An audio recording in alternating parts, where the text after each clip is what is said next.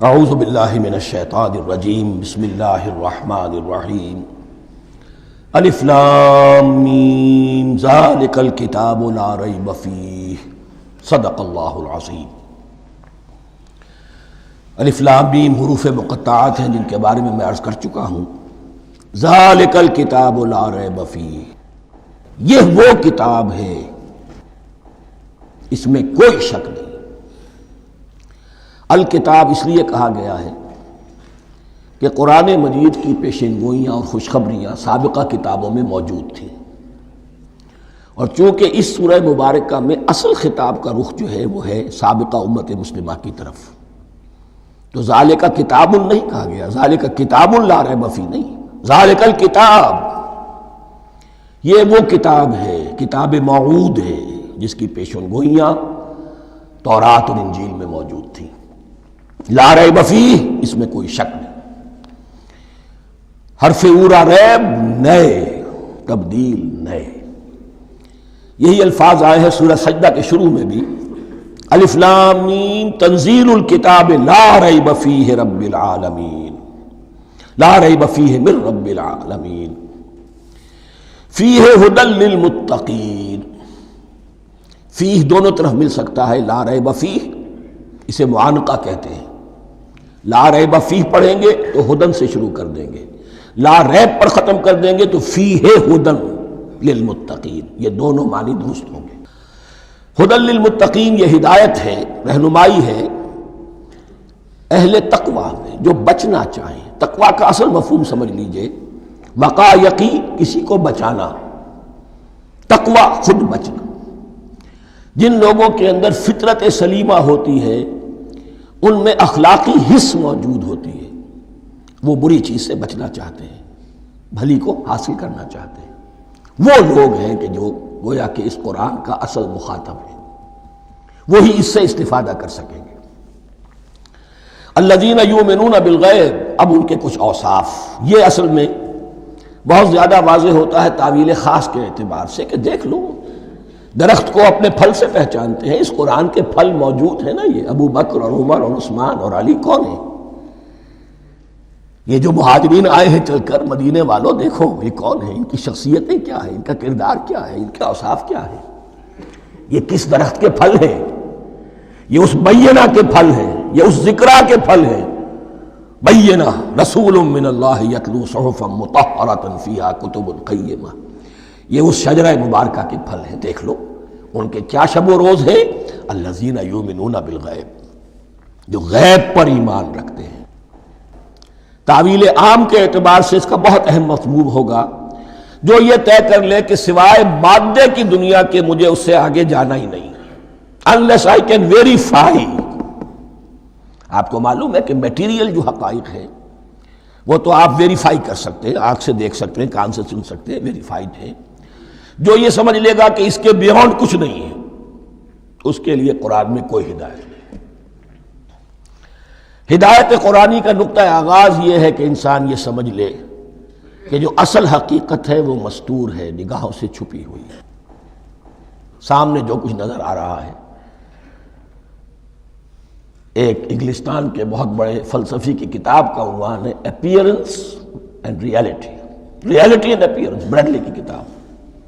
Appearance جو کچھ نظر آ رہا ہے یہ حقیقت نہیں، حقیقت اس کے پیچھے ہے۔ اور کنفیوشس کا ایک جملہ ہے جو بہت بڑا حکیم اور فلسفی تھا، چین کا بہت بڑا حکیم اور فلسفی، اور ہو سکتا ہے کہ نبی ہو، واللہ عالم، ہم کہہ نہیں سکتے۔ اس کی تعلیم بڑی اخلاقی تعلیم ہے، اور اس کا جملہ سنیے، یہ یؤمنون بالغیب کی اس سے زیادہ صحیح تشریح ممکن نہیں۔ There are certain things, there's nothing more real than what cannot be seen, and there's nothing more certain than what cannot be heard۔ وہ حقائق جو آنکھوں سے نہیں دیکھے جا سکتے اور کانوں سے نہیں سنے جا سکتے، ان سے زیادہ یقینی اور واقعی حقائق اور کوئی نہیں۔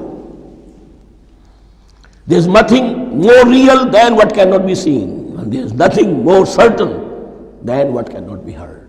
الذین یؤمنون بالغیب، وَيُقِيمُونَ الصَّلَاةَ، نماز قائم کرتے ہیں، وَمِمَّا رَزَقْنَاهُمْ يُنْفِقُونَ، اور جو کچھ ہم نے انہیں دیا ہے اس میں سے خرچ کرتے ہیں، خیر میں، بھلائی میں، نیکی میں، ابنائے نو کی حاجات کو رفع کرنے میں، لوگوں کی تکلیفیں دور کرنے میں، خود اللہ کے لیے، اللہ کی رضا جوئی کے لیے، اللہ کو قرض حسنہ دیتے ہوئے۔ والذین یؤمنون بما انزل الیک وما انزل من قبلک، اور وہ کہ جو ایمان رکھتے ہیں اس پر بھی جو آپ پر نازل کیا گیا ہے محمد صلی اللہ علیہ وسلم، اور اس پر بھی کہ جو آپ سے پہلے نازل کیا گیا۔ یہ بہت اہم الفاظ ہیں، اس لیے کہ عام طور پر آج کل ہمارے ہاں یہ خیال پھیلا ہوا ہے کہ یہ تورات اور انجیل کے پڑھنے کا کوئی فائدہ نہیں، کوئی ضرورت نہیں۔ کوئی ضرورت نہیں کی حد تک تو شاید بات صحیح ہو، لیکن کوئی فائدہ نہیں، یہ بالکل غلط ہے۔ یہ ابتدا ہے قرآن کی، اور کس قدر اہتمام کے ساتھ کہا جا رہا ہے۔ ایمان صرف قرآن پر نہیں، اس پر بھی کہ جو اس سے پہلے نازل کیا گیا۔ اور سورہ نساء کی آیت، اور سورہ نساء نازل ہوئی ہے کہیں جا کر سن 6 ہجری میں، یا ایھا الذین آمنوا آمنوا باللہ ورسولہ والکتاب الذی نزل علی رسولہ والکتاب الذی انزل من قبل۔ تو اس سے ایمان جو ہے تورات پر اور انجیل پر اور زبور پر اور صحف ابراہیم پر، اجمالی ایمان کی جو اہمیت ہے اس کو اچھی طرح سمجھ لیجیے۔ البتہ یہ ہے کہ چونکہ ہم سمجھتے ہیں اور جانتے ہیں کہ ان کتابوں میں تحریف ہو گئی ہے، لہذا ان کتابوں کی کوئی شے قرآن پر حجت نہیں ہوگی۔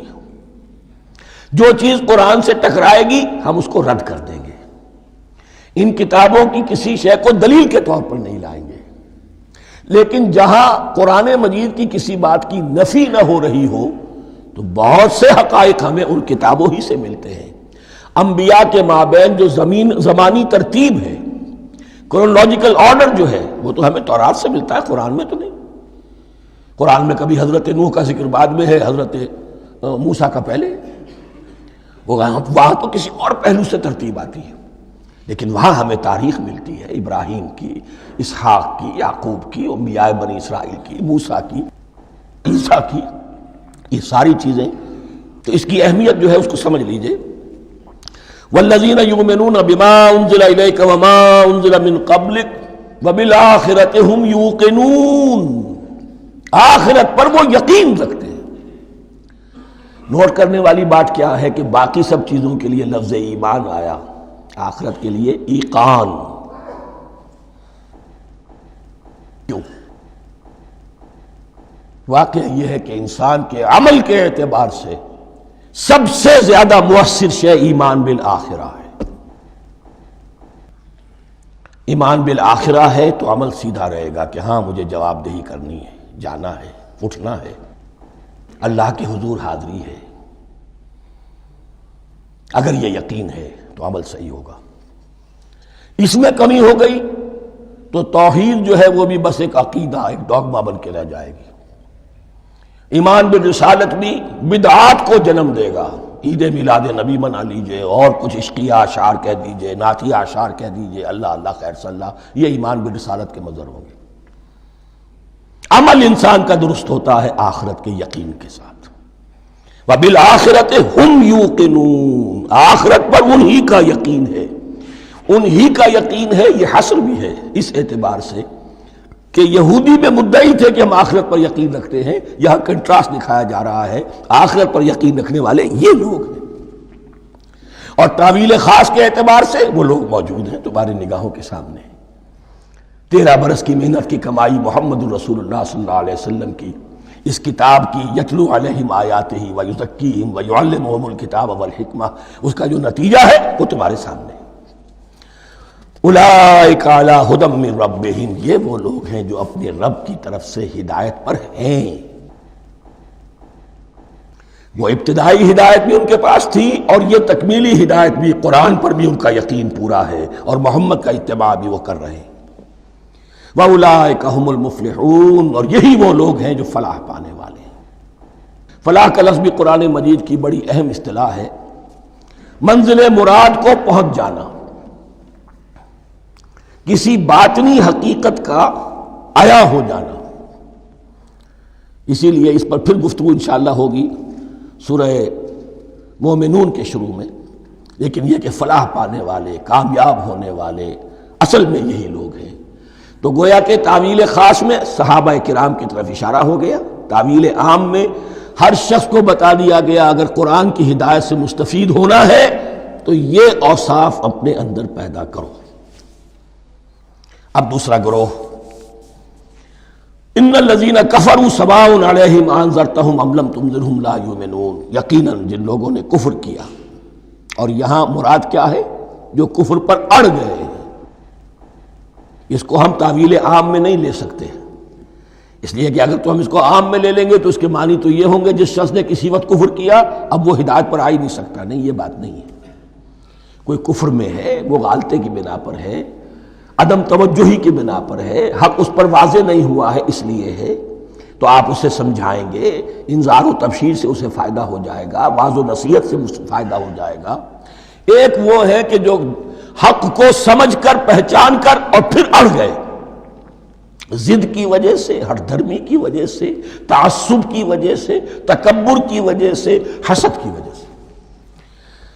ان الذین کفروا، ایسے لوگوں کا معاملہ کیا ہے؟ سواء علیہم انذرتہم ام لم تنذرہم لا یؤمنون، برابر ہے ان کے لیے خواہ آپ انہیں سمجھائیں خواہ نہ سمجھائیں، ڈرائیں نہ ڈرائیں، انذار فرمائیں نہ کریں، لا یؤمنون، وہ ایمان لانے والے نہیں۔ وہی بات جو میں نے کہی تھی کہ سوتے کو جگایا جا سکتا ہے، جاگتے کو کیسے جگائیں؟ ختم اللہ علی قلوبہم وعلی سمعہم وعلی ابصارہم غشاوہ، ان کے دلوں پر اللہ نے مہر کر دی ہے۔ کیوں کر دی ہے؟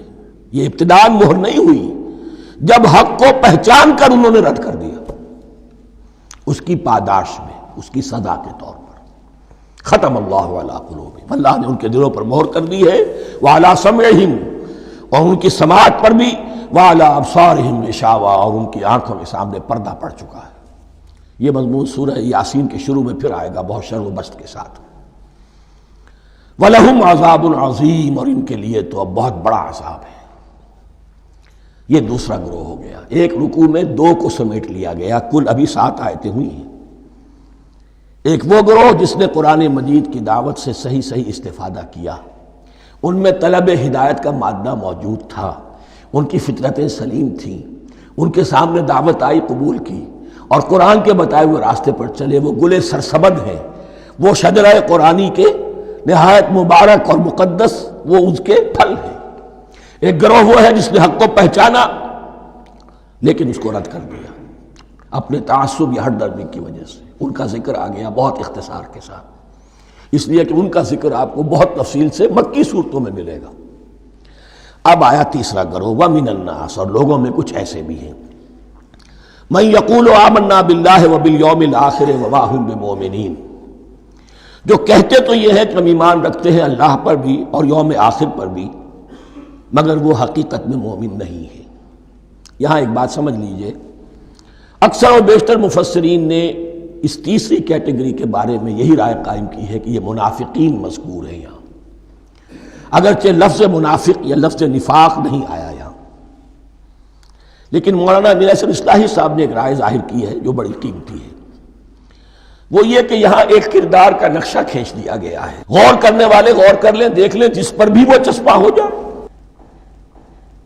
اور بالفعل جب یہ آیات نازل ہو رہی تھیں تو دو طبقات پر یہ کردار نگاری جو ہے، یہ جو شخصیت کا ہیولہ کھینچا جا رہا ہے، وہ دو کے اوپر راست آ رہا تھا۔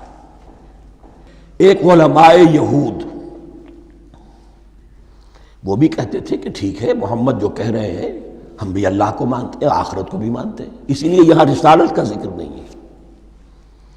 بھئی ہم محمد ہی کو نہیں مانتے نا صلی اللہ علیہ وسلم، باقی اگر 1.25 لاکھ نبی آئے ہیں تو باقی 1.25 لاکھ کو تو ہم مانتے ہیں، ایک محمد کو نہیں مانا، ایک عیسیٰ کو نہیں مانا، بس تو ہمیں بھی مانا جانا چاہیے کہ ہم بھی مسلمان ہیں۔ ایک یہ ان کی رائے ہے، اور واقعہ یہ ہے کہ یہاں اس طریقے کا تذکرہ ہو رہا ہے کہ جس سے ان کا کردار بھی جھلک رہا ہے، روح سخن ان کی طرف جا رہا ہے۔ مجھے یاد ہے اپنی 10ویں جماعت کے زمانے میں دہلی میں نے دیکھا تھا کہ ناٹ سرکس، وہاں کا ایک بڑی مارکیٹ ہوتی تھی، تو جوتے کی ایک دکان پہ ایک بہت بڑا جوتا لٹکایا ہوا تھا، بہت بڑا، اور لکھا تھا free to whom it fits, جس کے پاؤں میں یہ ٹھیک ٹھیک آ جائے وہ لے جائے۔ تو یہ free to whom it fits ہے، ایک کردار ہے. اب یہ کردار جس کے اوپر بھی فٹ بیٹھ جائے، ان میں یقیناً زیادہ تو غلبہ یہی ہے جو مفسرین کی رائے ہے، منافقین کا معاملہ جو ہو رہا ہے. لیکن یہ کردار بعین نہیں فٹ بیٹھ رہا ہے یہود کے علماء پر.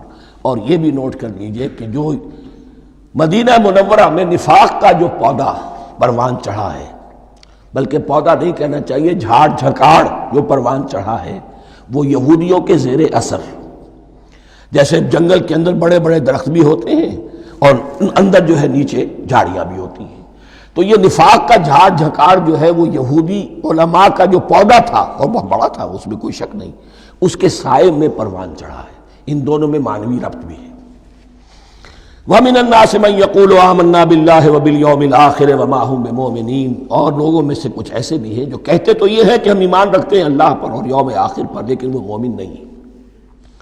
يُخَادِعُونَ اللَّهَ وَالَّذِينَ آمَنُوا وَمَا يَخْدَعُونَ إِلَّا أَنفُسَهُمْ. وہ دھوکہ دینے کی کوشش کر رہے ہیں اللہ کو اور اہل ایمان کو.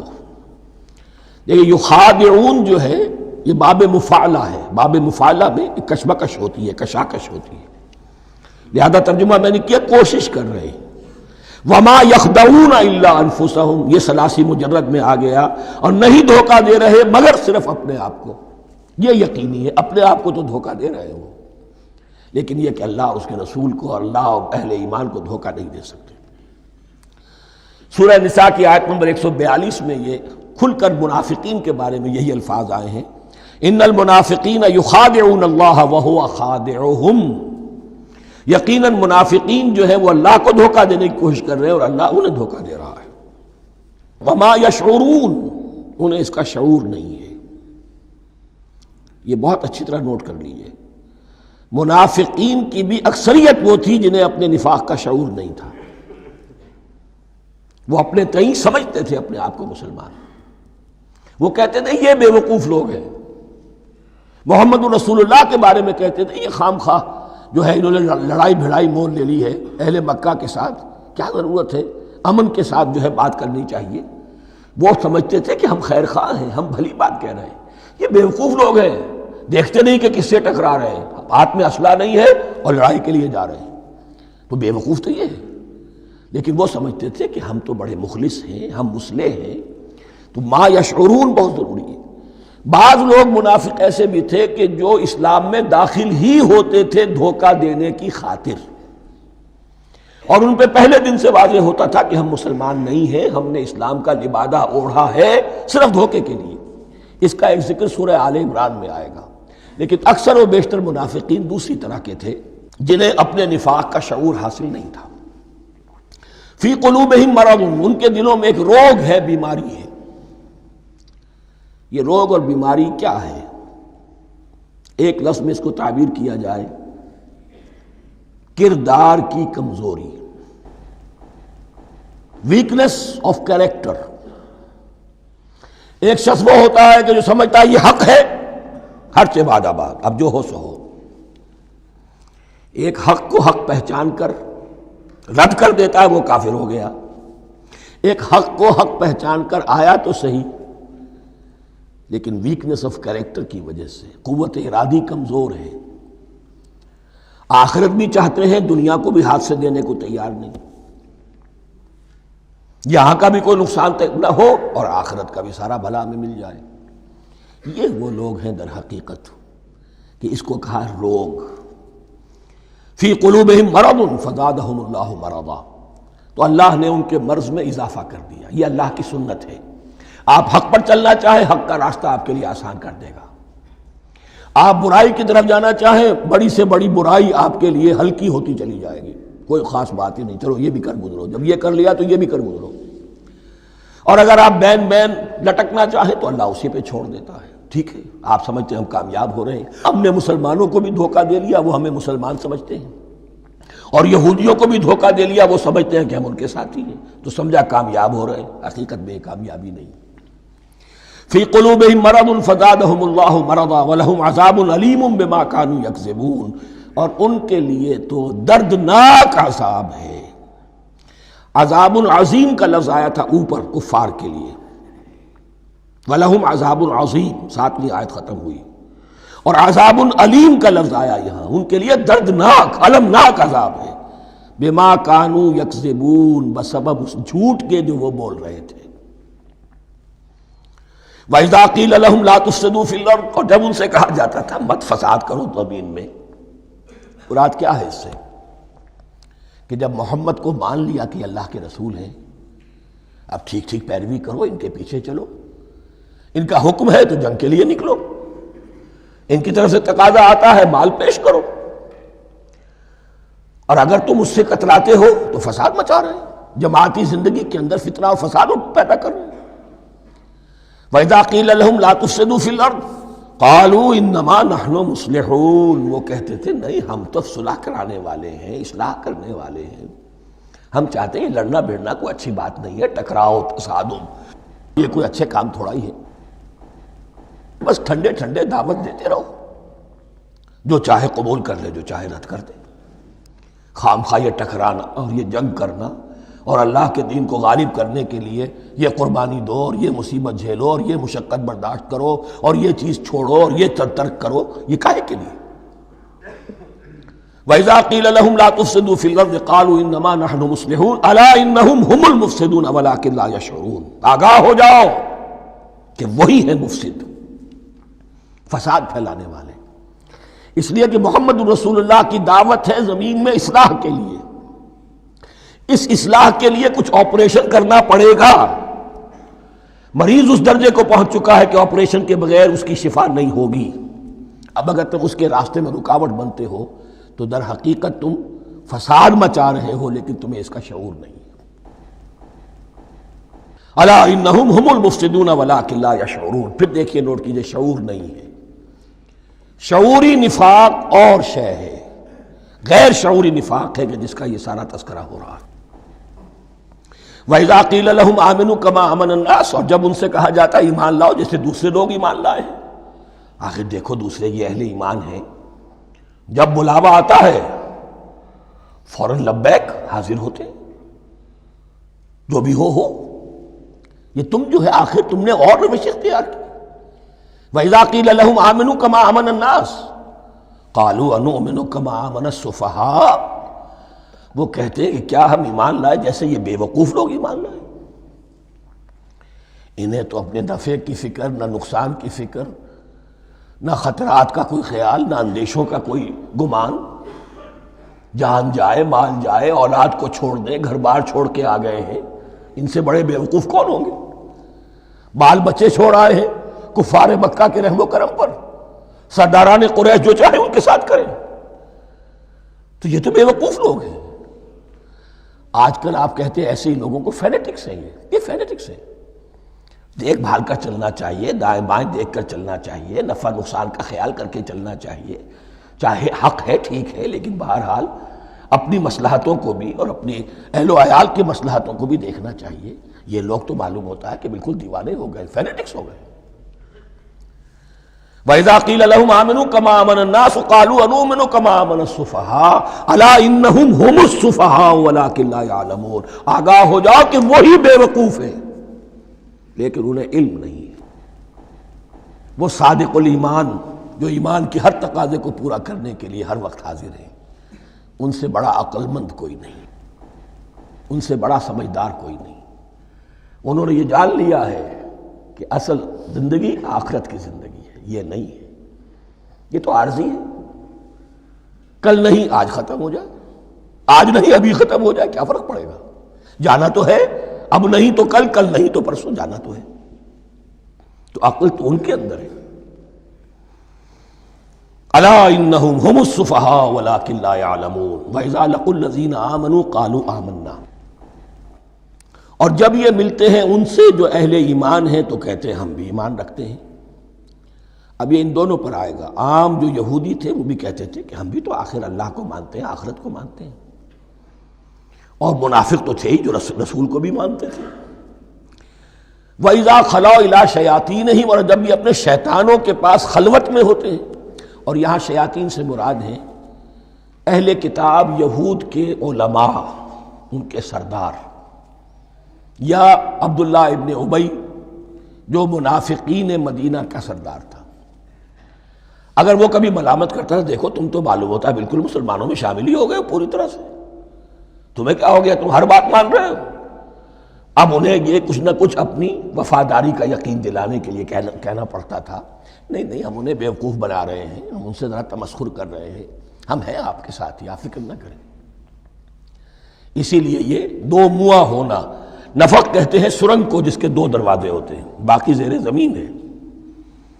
نافقہ گوہ کا بل ہے کہ دو دروازے رکھتا ہے، دو اس کے منہ رکھتا ہے کہ ادھر سے اگر کتا داخل ہو جائے شکار کے لیے تو ادھر سے نکل بھاگے، ادھر سے آئے تو ادھر سے نکل بھاگے۔ تو دو منہ انسان، یہ در حقیقت جس کو پھر سورہ نساء میں کہا گیا لا الہ الا ولا الہ الا، نہ ادھر کے ہیں نہ ادھر کے، مذبذبین بین ذالک، اس کے درمیان مذبذب ہو کر رہ گئے۔ یہ شیطان کا لفظ یہاں سمجھ لیجئے کہ اس کے دو رائے ہیں کہ یہ شطنہ سے بنا ہے یا شات سے بنا ہے، شین الف توئے یا شین تو نون۔ شطنہ کے معنی تباعدا، کوئی بہت دور ہو گیا، شیطان سے مراد جو اللہ کی رحمت سے بہت دور ہو گیا۔ اور شاتا یشیتو کے معنی ہے احترق غضبا وحسدا، کوئی شخص غصے اور حسد کے اندر جل رہا ہو، وہ شاتا یشیتو ہے۔ اس سے فعلان کے وزن پر، رحمان کے وزن پر، غضبان کے وزن پر شیطان، یعنی وہ کہ جو حسد اور غضب کی آگ میں جل رہا ہے۔ تو یہ ایک تو شیطان وہ ہے کہ جو جنات میں سے ہے، جس کا نام عزازیل تھا پہلے، اب ہم اسے ابلیس کے نام سے جانتے ہیں، وہ ایک شیطان ہے، جنی ہے۔ پھر یہ کہ جو بھی اس کے پیروکار ہیں دنیا میں، انسانوں میں سے ہوں یا جنات میں سے ہوں، وہ بھی شیاطین ہیں۔ اسی طرح اہل کفر، اہل زیغ کے جو بڑے بڑے سردار ہوتے ہیں ان کو بھی شیطان سے تعبیر کیا گیا۔ وَإِذَا خَلَوْا إِلَىٰ شَيَاطِينِهِمْ قَالُوا إِنَّا مَعَكُمْ، اور جب وہ خلوت میں ہوتے ہیں، علیحدگی میں ہوتے ہیں اپنے شیاطین کے پاس، سرداروں کے پاس، کہتے ہیں ہم تو آپ کے ساتھ ہیں، انما نحن مستہزئون، یہ تو ہم ان مسلمانوں کو بیوقوف بنا رہے ہیں، ان سے استہزاء کر رہے ہیں، تمسخر کر رہے ہیں۔ ہم تمسخر میں کہہ دیتے ہیں کہ ہم بھی آپ کے ساتھ ہیں، آمنا۔ اللہ یستہزئ بہم ویمدہم فی طغیانہم یعمہون، حقیقت کیا ہے کہ اللہ ان کا مذاق اڑا رہا ہے اور ان کو ڈھیل دے رہا ہے کہ وہ اپنے عقل کے اندھے پن میں بڑھتے چلے جائیں۔ اللہ تعالیٰ جیسا میں نے عرض کیا رسی دراز کرتا ہے، کوئی شخص غلط راستے پر جانا ہے تو جاؤ بھائی، فوراً تو نہیں پکڑتا، اگر فوراً پکڑ لے تو سیدھا ہو جائے گا، چلتے جائے، جہاں جانا چاہتے ہو جاؤ۔ تو ان کو بھی رسی دراز کر رہا ہے اللہ، لیکن یہ کہ اللہ یستہزئ بہم، یہ سمجھتے ہیں کہ مسلمانوں کا مذاق اڑا رہے ہیں، اصل میں مذاق ان کا اڑ رہا ہے اللہ کے نزدیک۔ وَيَمُدُّهُمْ فِي طُغْيَانِهِمْ يَعْمَهُونَ، اب یہاں ذرا نوٹ کر لیجئے، یہ دو لفظ آئیں گے، عین میم اور ہا، امہ ہے کے ساتھ، ایک ہے عین میم اور یا امج، تو عین اور میم تو مشترک ہے یا آخر میں فرق ہوگا، عین میم اور ہا ہوگا، اس کے معنی عقل کا اندھا، دل کا اندھا، آنکھیں تو ہے لیکن دل کا اندھا ہے، عقل کا اندھا ہے۔ اور عین میم یا جو آنکھوں کا اندھا ہو، عمیٌ اندھے، اعمیٰ اندھا۔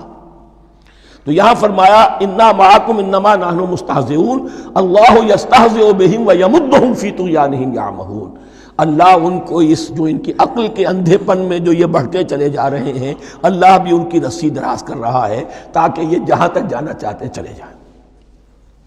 اولئک الذین اشتروا الضلالۃ بالہدی، یہ وہ لوگ ہیں کہ جنہوں نے ہدایت کے عوض گمراہی خرید لی ہے۔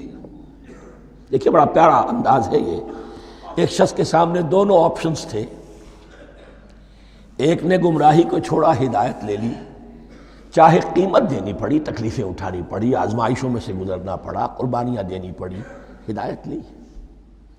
اور ایک شخص نے ہدایت دے کر گمراہی لے لی، آسانی تو ہو گئی، فوری تکلیف سے تو بچ گئے، لا الہ الا ولا الہ الا، دونوں طرف سے اپنے آپ کو بچا لیا۔ لیکن حقیقت میں سب سے زیادہ گھاٹے کا سودا یہی ہے، اولئک الذین اشتروا الضلالۃ بالہدی، ہدایت دے کر اور ضلالت خرید لی ہے، فما ربحت تجارتہم، تو ان کی تجارت ان کے حق میں ہرگز مفید نہیں ہوئی۔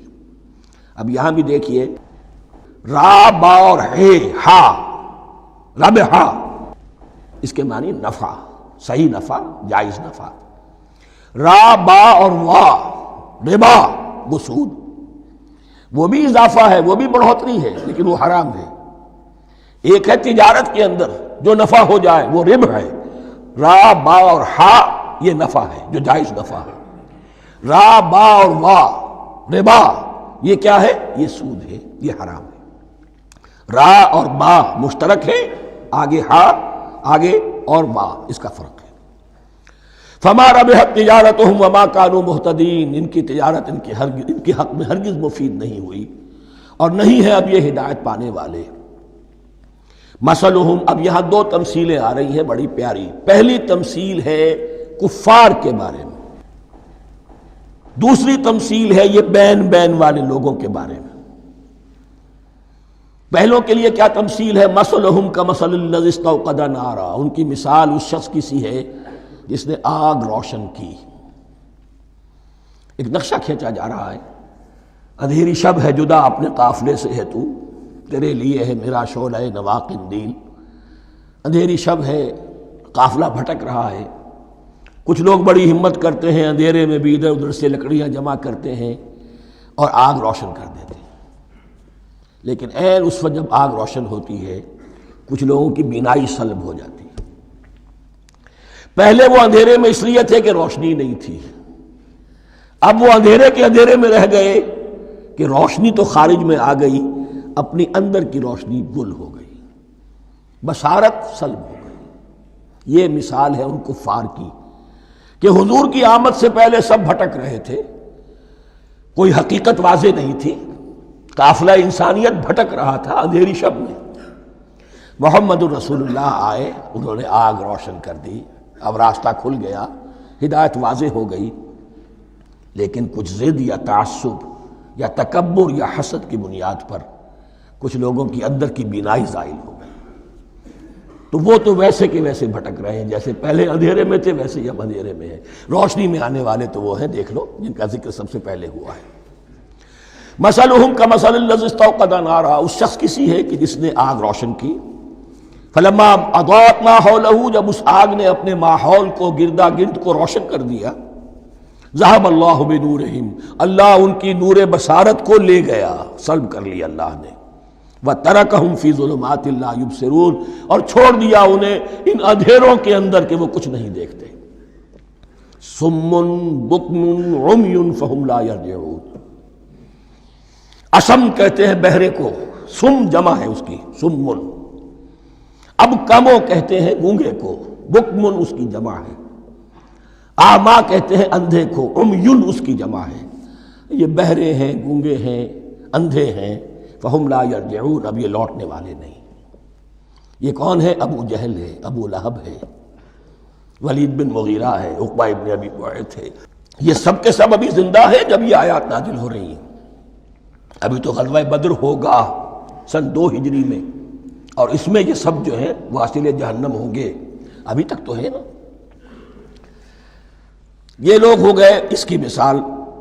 وَمَثَلُهُمْ كَمَثَلِ الَّذِي اسْتَوْقَدَ نَارًا فَلَمَّا أَضَاءَتْ مَا حَوْلَهُ ذَهَبَ اللَّهُ بِنُورِهِمْ وَتَرَكَهُمْ فِي ظُلُمَاتٍ لَا يُبْصِرُونَ صُمٌّ بُكْمٌ عُمْيٌ فَهُمْ لَا يَرْجِعُونَ۔ اب دوسری مثال، أَوْ كَصَيِّبٍ مِّنَ السَّمَاءِ، یا بڑی زور کی بارش برس رہی ہے آسمان سے، فِيهِ ظُلُمَاتٌ، اس میں اندھیرے بھی ہیں، وَرَعْدٌ اور گرج ہے، وَبَرْقٌ اور بجلی چمک رہی ہے، یجعلون اصابعہم فی اذانہم من الصواعق حذر الموت، کچھ لوگ ہیں کہ جو اپنی انگلیاں اپنے کانوں کے اندر ٹھوسے ہوئے ہیں کہ وہ جو کڑک ہے اس سے ان کی جانیں نہ نکل جائیں، موت نہ آ جائے۔ کڑکا ایسا ہے کہ اس کڑکے سے بچنے کے لیے اپنی انگلیاں اپنی کانوں میں ٹھوس رکھی، حذر الموت، موت کے خوف سے۔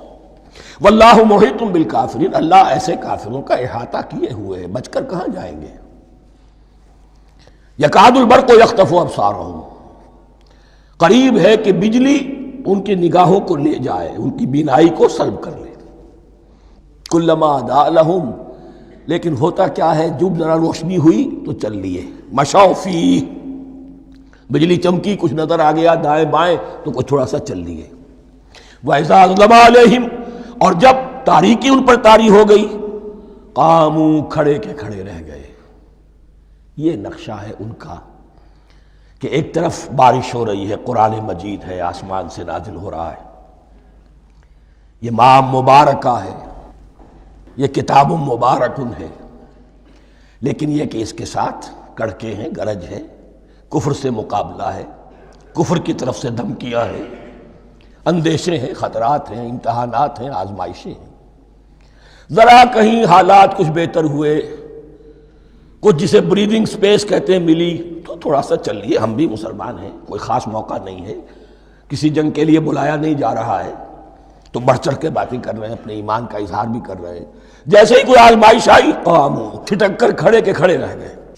وَلَوْ شَاءَ اللَّهُ لَذَهَبَ بِسَمْعِهِمْ وَأَبْصَارِهِمْ، اللہ چاہتا تو ان کی سماعت اور بصارت کو بھی سلب کر لیتا، لیکن اللہ کا قانون یہی ہے، جو جہاں رہنا چاہے اس نے آزادی ارادہ دی ہے انسان کو۔ تم اگر مومن صادق بن کر رہنا چاہتے ہو، اس کو آسان کر دے گا تمہارے لیے۔ تم نے اپنے تعصب کی وجہ سے، اپنے تکبر کی وجہ سے کفر کا راستہ اختیار کیا، اللہ اسی کو کھول دے گا۔ تم بیچ میں لٹکنا چاہتے ہو، لٹکتے رہو، اللہ تعالیٰ جو ہے جبرن کسی کو نہ حق پہ لائے گا، نہ جبرن کسی کو باطل پر لے کر جائے گا۔ اس لیے کہ جبر اگر ہو تو پھر امتحان کا معاملہ ختم، پھر جزا و سزا بیکار ہے، غیر منطقی ہے، غیر معقول ہے۔ ان اللہ علی کل شیء قدیر، یقیناً اللہ تعالیٰ ہر چیز پر قادر ہے۔ یہ دو رکوع اس اعتبار سے کہ انسانی شخصیتوں کا سمجھنا، اور جیسا کہ میں نے عرض کیا، تعویل عام ذہن میں رکھیے، جب بھی کبھی کوئی دعوت حق اٹھے گی، اگر وہ واقعتاً کل کے کل حق کی دعوت ہے اور اس میں انقلابی رنگ ہے کہ باطل سے پنجہ آزمائی کرنی ہے، باطل کو نیچا دکھانا ہے، حق کا غلبہ کرنا ہے، تو یہ تین قسم کے افراد لازماً ہمیشہ وجود میں آ جائیں گے۔ ان کو پہچاننا، ان کے کردار کی جو اصل جو اس کے پیچھے پس منظر ہے، اس کو جاننا بہت ضروری ہے۔ اب جو تیسرا رکوع آ رہا ہے سورہ بقرہ کا، اس میں قرآن کی دعوت کا خلاصہ ہے۔ قرآن کیا ماننے کی دعوت دیتا ہے، اس کی پکار کیا ہے۔ جیسا کہ میں عرض کر چکا ہوں، 2/3 قرآن پہلے نازل ہو چکا ہے، پس منظر میں ہے۔ ہمارے لیے اس ترتیب مصحف کے اعتبار سے وہ قرآن بعد میں آئے گا، ترتیب نزول کے اعتبار سے وہ پس منظر میں موجود ہے، لیکن چونکہ یہاں پر مصحف کے اندر یہاں سے آغاز کیا جا رہا ہے، لہذا اس کا خلاصہ جو ہے لب لباب، یہ ایک رکوع میں، اور قرآن کے فلسفے کا اور اس کے بعض نہایت ہی اہم جو موضوعات ہیں اور مسائل ہیں، ان کا ذکر پھر چوتھے رکوع میں۔ ابھی ہم تیسرا رکوع پڑھ رہے ہیں۔ یا ایھا الناس اعبدوا ربکم الذی خلقکم والذین من قبلکم لعلکم تتقون، اے لوگو بندگی اختیار کرو اپنے اس رب کی، اپنے اس مالک کی جس نے تمہیں پیدا کیا، اور نہ صرف تم کو پیدا کیا، تم سے پہلے جتنے لوگ گزرے انہیں بھی پیدا کیا تاکہ تم بچ سکو۔ یہ قرآن کی دعوت کا خلاصہ ہے، اور یہ نوٹ کر لیجئے، یہ تمام انبیاء اور رسل کی دعوت یہی تھی۔ ہم جب پڑھیں گے سورہ اعراف پڑھیں گے، سورہ شعراء پڑھیں گے، ایک ایک کا نام لے کر، ان اعبدوا اللہ واطیعون، ہر رسول کی دعوت یہ تھی، اللہ کی بندگی کرو، میری اطاعت کرو۔ یا قوم اعبدوا اللہ ما لکم من الہ غیرہ، اے میری قوم کے لوگوں اللہ کی بندگی کرو، تمہارا کوئی الہ اور معبود اس کے سوا نہیں ہے۔ پھر عضو قرآن یہی عبادت رب انسان کی تخلیق کی غایت ہے، وما خلقت الجن والانس الا لیعبدون، ہم نے جنوں اور انسانوں کو پیدا ہی صرف اس لیے کیا ہے کہ ہماری بندگی کریں۔ لیکن یہاں ایک فرق بہت بڑا ہے، تمام رسولوں کی دعوت یہی ہے، محمد الرسول اللہ کی بھی یہی ہے، لیکن بڑا فرق کیا ہے؟ باقی تمام رسولوں کی دعوت آپ کو ملے گی یا قوم، اے میری قوم کے لوگوں، یہاں ہے یا ایھا الناس، اے بنی آدم، اے بنی نوع انسان۔ معلوم ہوا کہ تمام رسول حضور سے پہلے صرف اپنی اپنی قوموں کی طرف آئے ہیں، پہلے اور آخری اور کامل رسول ہیں اللہ کے محمد صلی اللہ علیہ وسلم، جن کی دعوت آفاقی ہے۔ یا ایھا الناس، یا قوم نہیں، یا ایھا الناس اعبدوا ربکم الذی خلقکم والذین من قبلکم۔ اس میں دلیل بھی آ گئی کہ عام طور پر لوگ جو ہے غلط راستے پر اس دلیل سے جمے رہتے ہیں کہ ہمارے آباء و اجداد کا راستہ یہی تھا۔ تو بھائی جیسے تم مخلوق ہو ایسے وہ بھی تو مخلوق تھے، جیسے تم خطا کر سکتے ہو وہ بھی تو خطا کر سکتے تھے۔ لہذا یہ نہ دیکھو کہ آباء و اجداد کا راستہ کیا تھا، دیکھو یہ کہ حق کیا ہے۔ لعلکم تتقون، تاکہ تم بچ جاؤ، دنیا میں افراط و تفریط کے دھکوں سے بچ جاؤ گے، آخرت میں اللہ کے عذاب سے بچ جاؤ گے۔ ان دونوں سے اگر بچنا ہے تو اللہ کی بندگی کی روش اختیار کرو۔ اچھا کس رب کی؟ الذی جعل لکم الارض فراشا والسماء بناء، جس نے تمہارے لیے زمین کو فرش بنا دیا اور آسمان کو چھت بنا دیا۔ وانزل من السماء ماء، اور آسمان سے پانی برسایا۔ فاخرج بہ من الثمرات رزقا لکم، اور پھر اس پانی کے ذریعے سے زمین سے میووں کی شکل میں، پیداوار کی شکل میں تمہارے لیے رزق اگایا۔ فلا تجعلوا للہ اندادا وانتم تعلمون، تو ہرگز نہ اللہ کا مد مقابل کسی کو ٹھہراؤ جانتے بوجھتے۔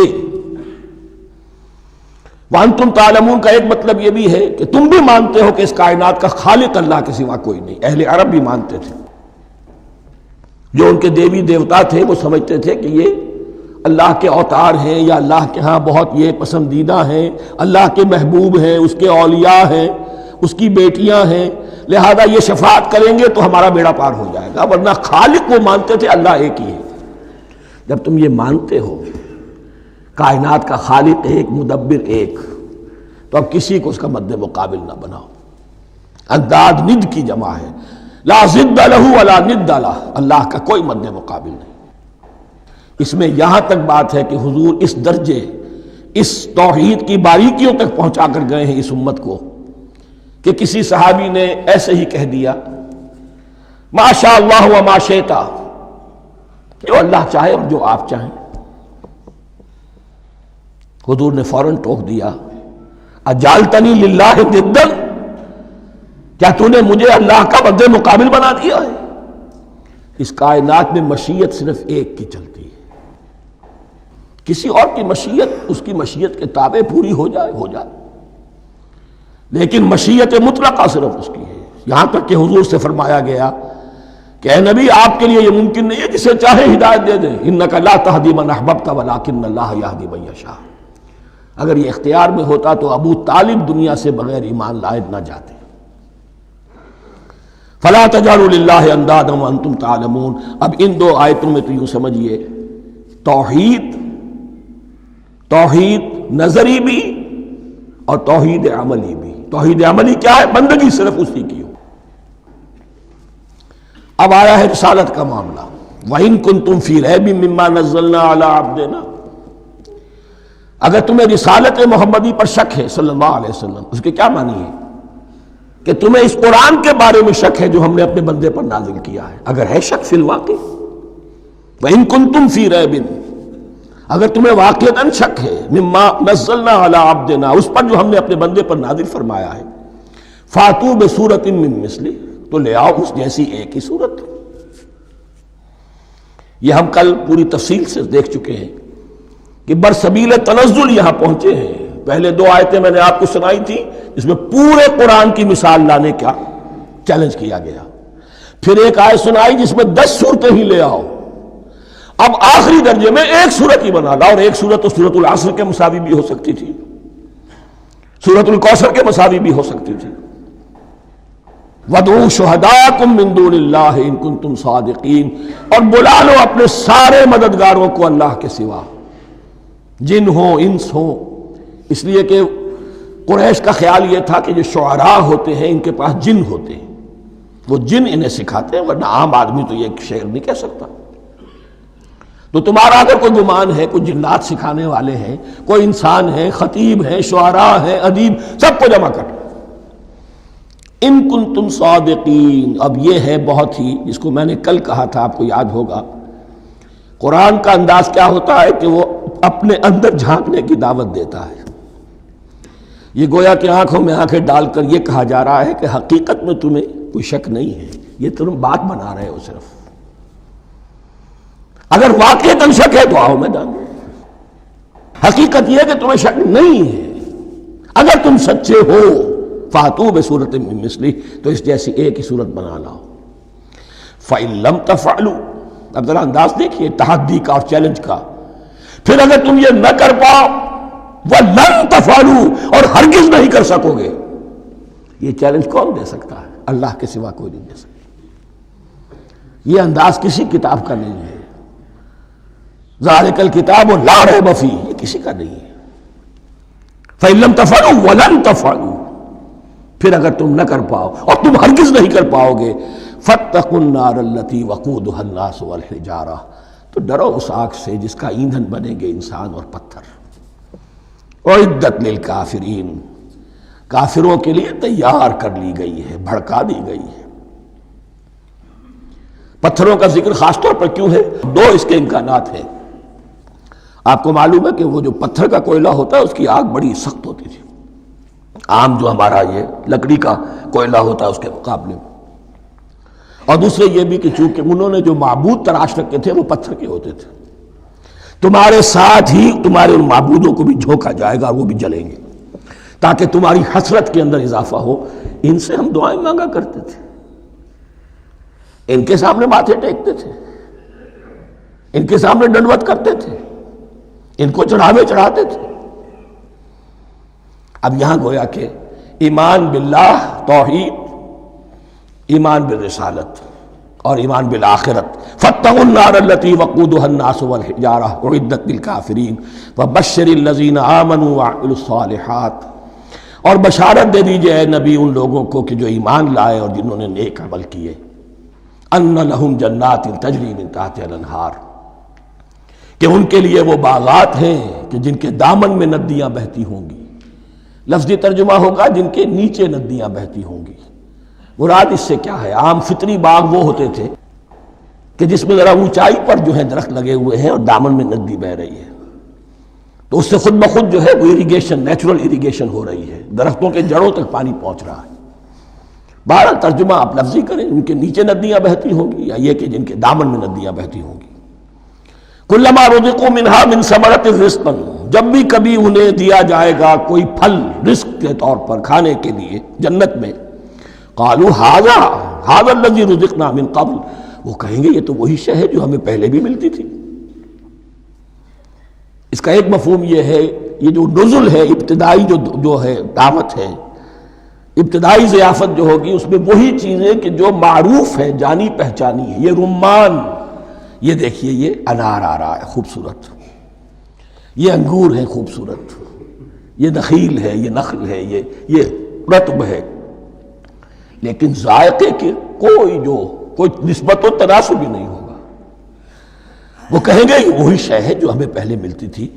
وَأُتُوا بِهِ مُتَشَابِهًا، مشابہ تو ہوگی وہ، لیکن ان کے ذائقے میں زمین و آسمان کا فرق ہوگا. اور ایک یہ بھی مفہوم لیا گیا کہ آخرت میں جنت میں بھی وہی میوے ملتے رہیں گے لیکن ان کا ذائقہ بدلتا رہے گا. شکل وہ ہوگی لیکن ذائقہ وہی رہے گا کہ جس سے انسان کی بھی طبیعت بڑھ جاتی ہے ایک ہی شے کو کھاتے ہوئے. وَلَهُمْ فِيهَا أَزْوَاجٌ مُطَهَّرَةٌ، اور ان کے لیے ہوں گے اس میں بہت ہی پاک باز، نہایت پاک کی ہوئی بیویاں ہوں گی. أَزْوَاجٌ مُطَهَّرَةٌ وَهُمْ فِيهَا خَالِدُونَ، اور اس میں رہیں گے ہمیشہ ہمیش. یہ تو تین جو اصول ہیں دین کے دعوت ایمان، توحید اور رسالت اور معاد، ایمان باللہ، ایمان بالرسول، ایمان بالآخرہ.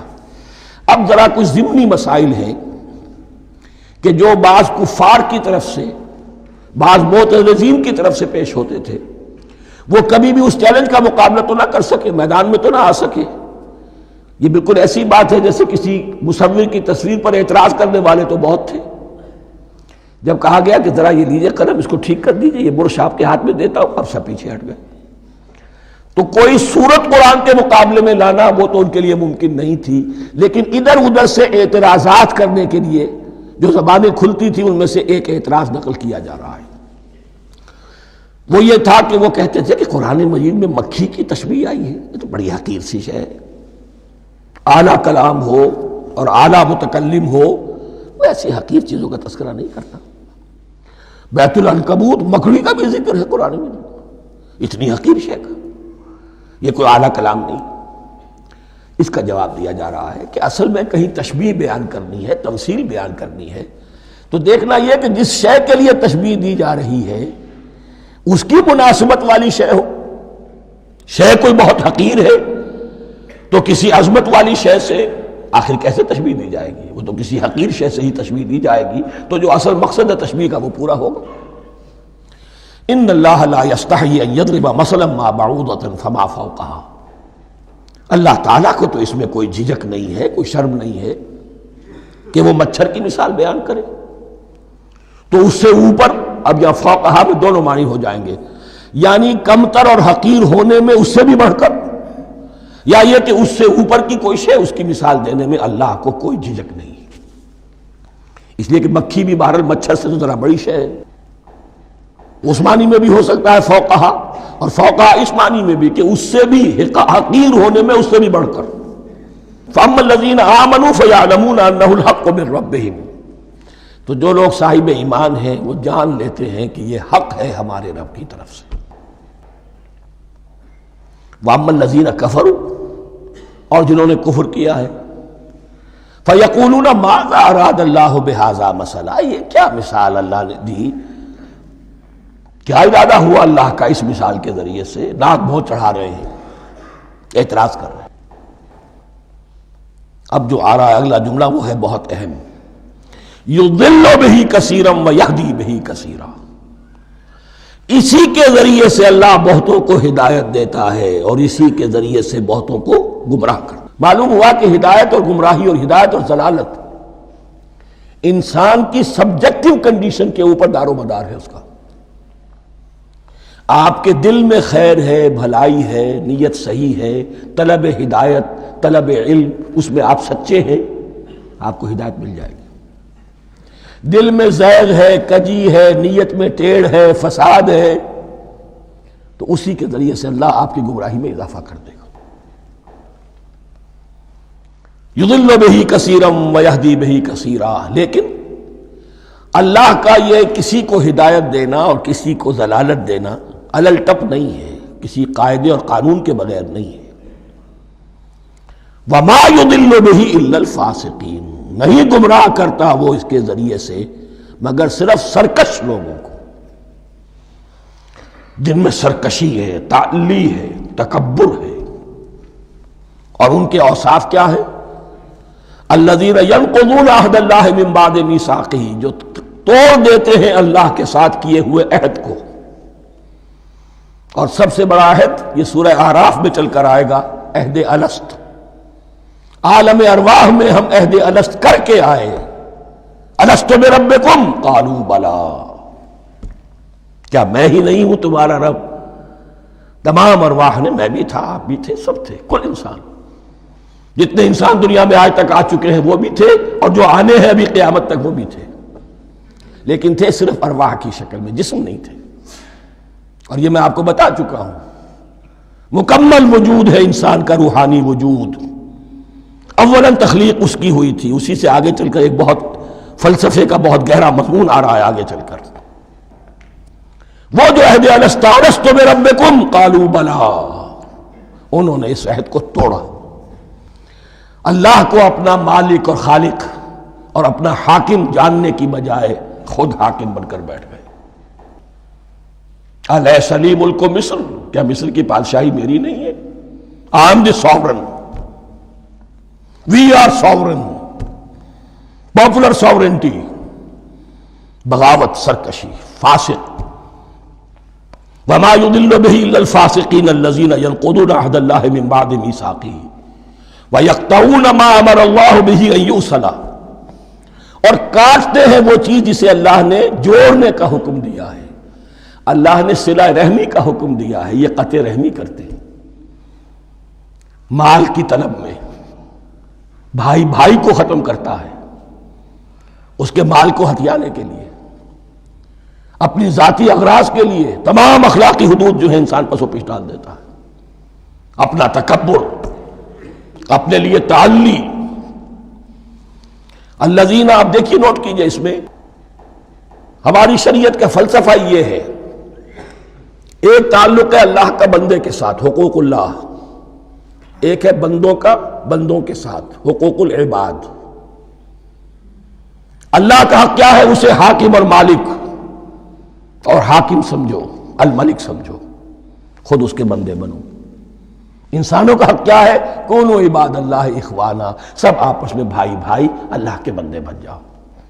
اور اس میں سب سے اہم ترین رحمی رشتہ ہے، سگے بھائی بہنیں، پھر دادی کے اوپر جا کر وہ کزنز آ جائیں گے، پر دادی پر جا کر اور جمع ہو جائیں گے، یہاں تک کہ آدم و حوا پر تمام انسان جمع ہو جائیں گے۔ تو رحمی رشتے کی بڑی اہمیت ہے۔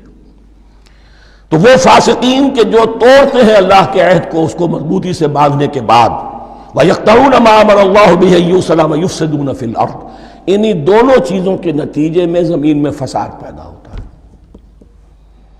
یا اللہ کی اطاعت سے باغی ہو گئے، اور یا آپس میں ایک دوسرے کی گردنیں کاٹنے لگے۔ اولئک ھم الخاسرون، یہی لوگ ہیں جو بالآخر خسارے میں، آخری اور دائمی خسارے میں رہنے والے ہیں۔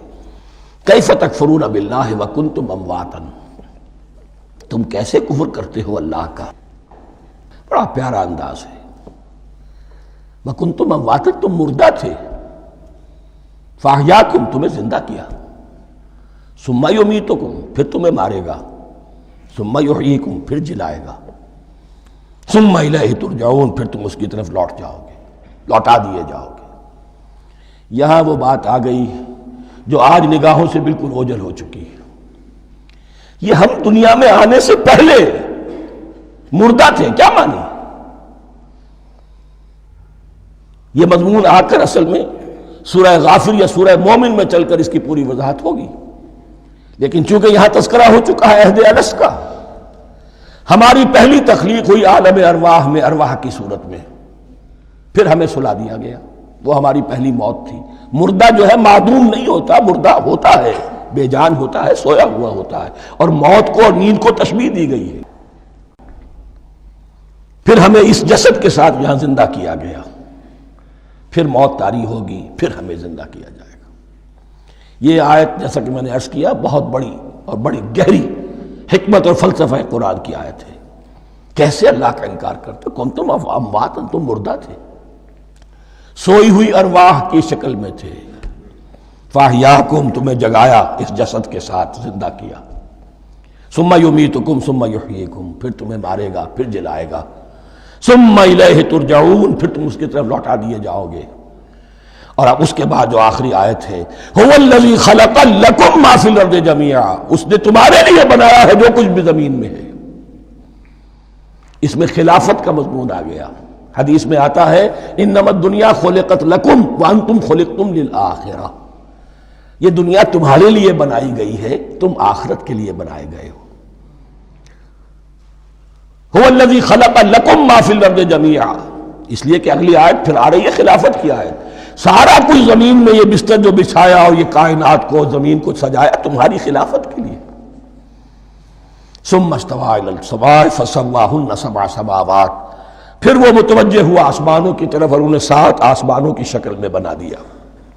جیسا کہ میں کل عرض کر چکا ہوں، یہ تاحال ابھی یہ آیات متشابہات میں سے ہے۔ 7 آسمانوں کی کیا حقیقت ہے ہم اس سے ابھی پورے طور سے واقف نہیں۔ وَهُوَ بِكُلِّ شَيْءٍ عَلِيمٌ، اور اسے ہر شے کا علم حقیقی حاصل ہے۔ بارک اللہ لی ولکم فی القرآن العظیم ونفعنی وإیاکم بالآیات والذکر الحکیم۔